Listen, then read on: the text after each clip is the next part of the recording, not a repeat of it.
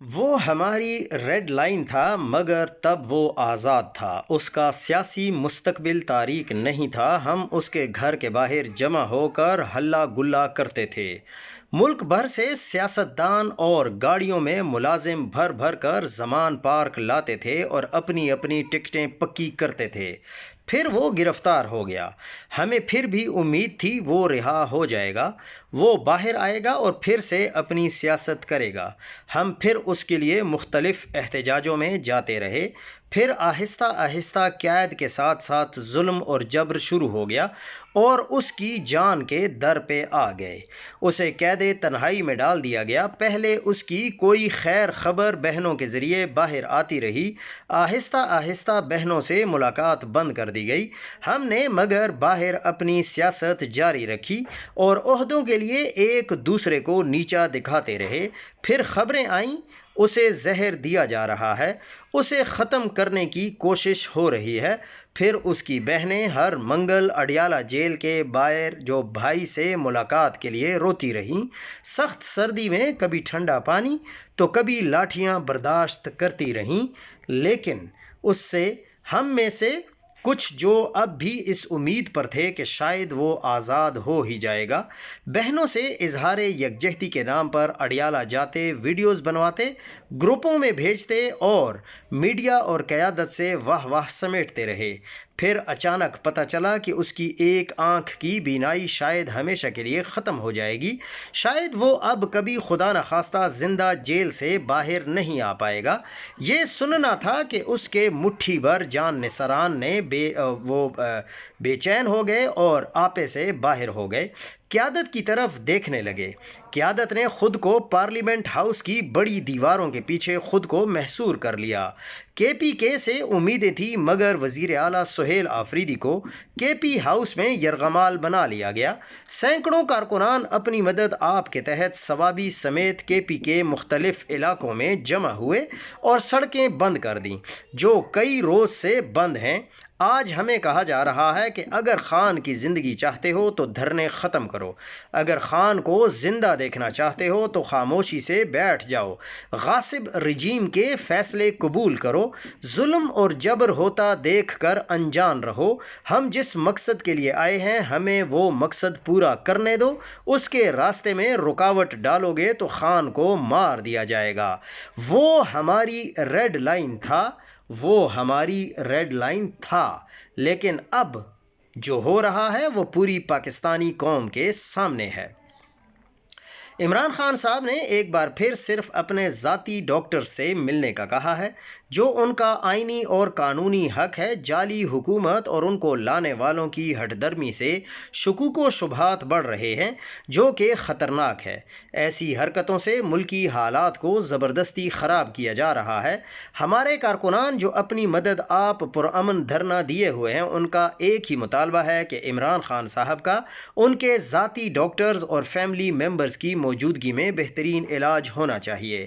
میرے خیال میں بھی معزز عدلیہ کو کوئی بھی حکم دینے سے پہلے مسئلہ پوچھنا چاہیے کہ لوگ چاہتے کیا ہیں، بیٹھے کیوں ہیں، کیوں ان کے لیڈر کو ان کا آئینی اور قانونی حق نہیں دیا جا رہا، کیوں ملاقاتیں بند ہیں، کیوں عدالتیں 1 سال سے ان کے کیسز نہیں سن رہی، کیوں 3 ججز کے احکامات کو اڈیالہ جیل کی انتظامیہ ردی کی ٹوکری میں پھینک رہی ہے، کیوں اکتوبر 2024 کے بعد عمران خان صاحب سے ان کو ذاتی معالج کو نہیں ملوایا جا رہا، آنکھ کی تکلیف کو یہاں تک پہنچانے والا کون ہے؟ کیا آئین اور قانون صرف پاکستان تحریک انصاف کے لیے ہے؟ پاکستان کے تمام ادارے پاکستان تحریک انصاف کی لیڈرشپ اور ورکرز کو کیوں دوسرے درجے کا شہری سمجھ رہے ہیں؟ کیا ہم پاکستانی شہری نہیں ہیں؟ عدالت کے احکامات کے بعد آئی جی کے پی کے ان کا جو ردی عمل ہے، اس بات کا واضح ثبوت ہے کہ اس وردی کے پیچھے بہت سارے احکامات کہیں اور سے آ رہے ہیں۔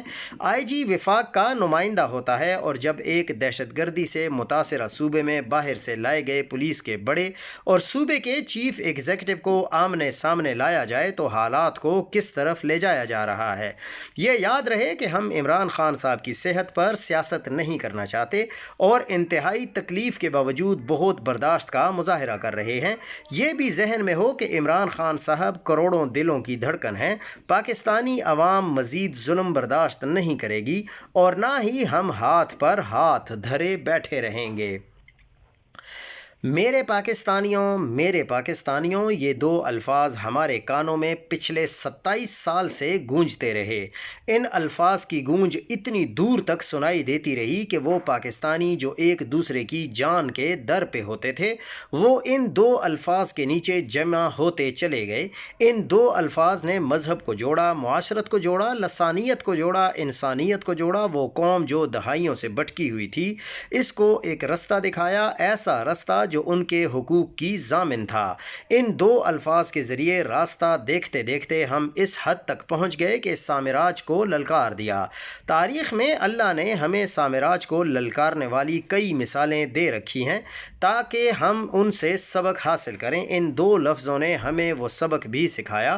آج وہ سبق سکھاتے سکھاتے، رستہ دکھاتے دکھاتے یہ مقام آ پہنچا ہے کہ رستہ دکھانے والی آنکھوں میں سے ایک کو نوچ ڈالا گیا اور سامراج ان دو الفاظ پہ نیچے جمع کرنے والے کی جان دینے کے در پہ ہے۔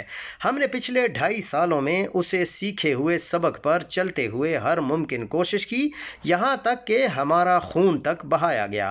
آج یہ وقت آ گیا ہے کہ ہم اس سبق کے ایک اگلے مرحلے میں داخل ہوں جہاں ایمان کی طاقت ہی سب کچھ ہوتی ہے، جیسا کہ اس سبق سکھانے والے کو اللہ نے دی ہے۔